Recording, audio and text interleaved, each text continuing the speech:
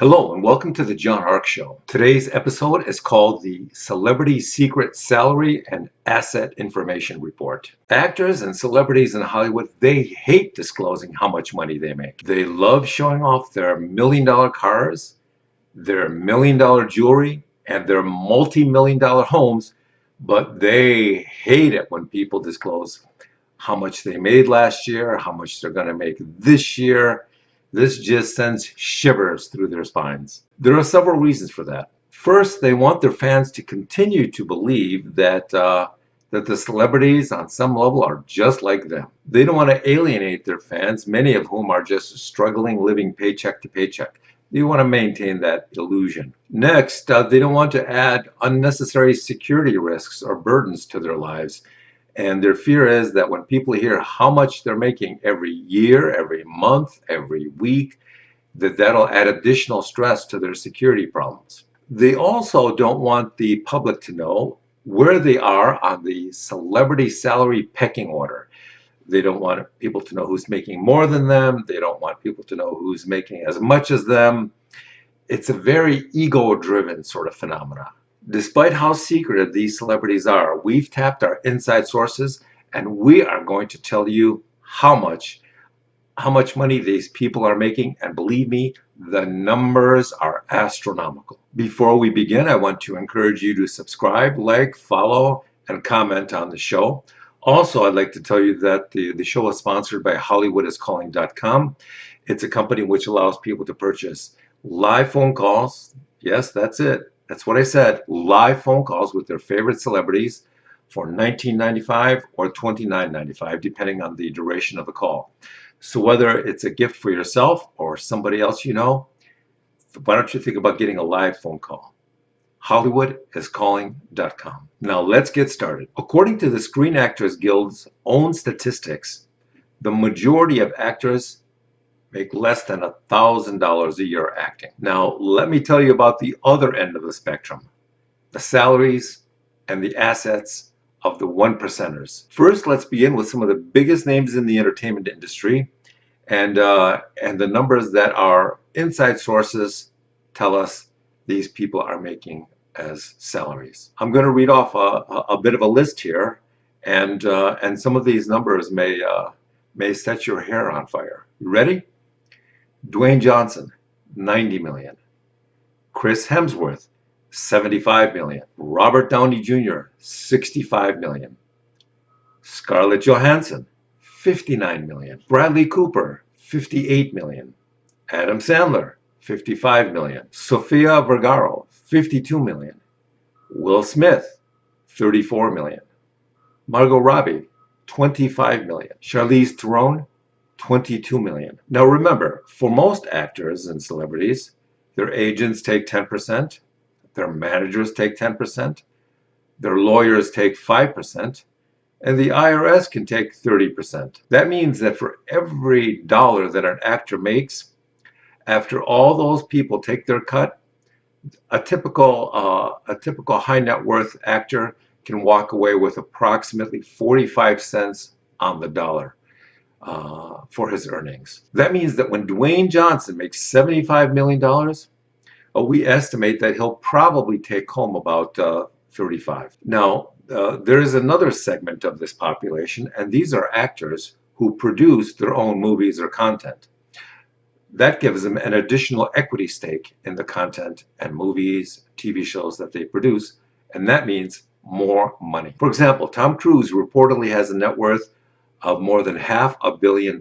That's because on his Mission Impossible movies that he produces as well as stars in, he takes a very substantial upfront salary and he takes a big piece of the back end. Our sources tell us that Tom Cruise earned approximately $70 million on the first Mission Impossible movie and between $75 and $80 million for the second, third, and fourth movies. Kevin Spacey, on the other hand, was earning about $500,000 for each episode of House of Cards. Mark Wahlberg, we're told, got approximately $18 million for the Transformers movie. Back in the day, Marilyn Monroe and Jane Mansfield, they started a movie called Gentlemen Prefer Blondes. Marilyn, who was a contract player to the studio at the time, made about $18,000 for that movie.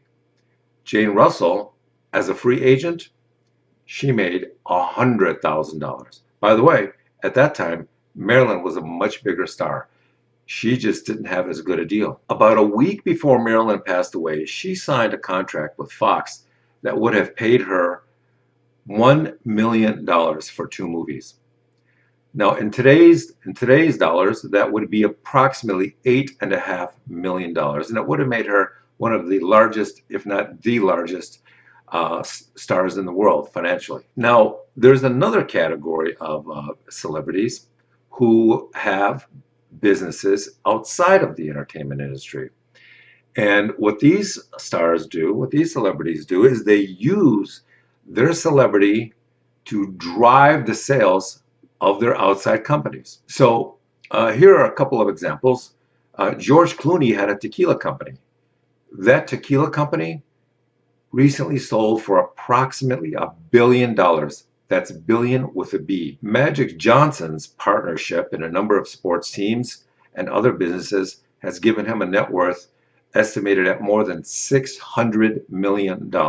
Godfather director Francis Ford Coppola has a wine business, and he says that he's made much more money with his wine business than he made in the entertainment industry. The annual revenues of his wine business at one point were estimated at approximately $250 million. Same thing with George Lucas of Star Wars fame. People think that George made most of his money producing Star Wars movies, but in reality, George made an extraordinary amount of money because he retained the merchandising rights to Star Wars, and those toys and those Star Wars games, they made obscene amounts of money.